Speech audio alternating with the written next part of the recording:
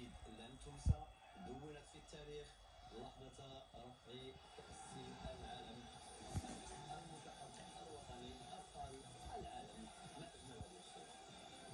قلت لحظة تاريخية، لحظة جميلة جدا، لحظة غادي تبقى في التاريخ. اليوم دخلنا التاريخ من باب الواسع. اليوم اوني سور لو طوا ديال لو موند، لان كاس العالم غادي تكون عندنا نجمه في لو مايو ديالنا. نتمنى الله سبحانه وتعالى ان ليكيب حتى هي واحد النهار تربح كاس العالم، تربح كاس افريقيا. حق مشروع.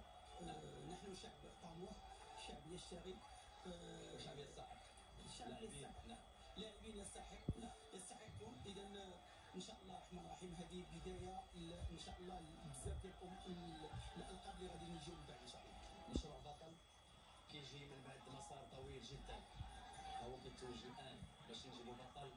ضروري خاص الاشتغال، توفير الامكانات اكيد، بفضل الرؤيه السديده صاحب الجلاله الملك محمد السادس.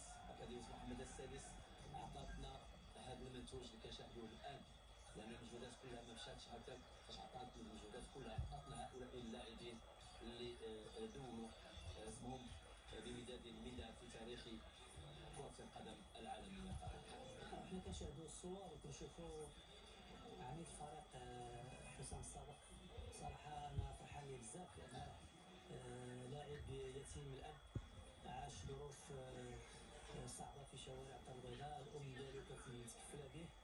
لقى اكاديميه محمد السادس اللي فتحت له الابواب ديالها في واحد السن صغيره، احتضنته واعتنت به ووصلته للعالميه. يعني هذا يعني بالنسبه لي هو اكبر انجاز، ان تنطلق يعني كطفل صغير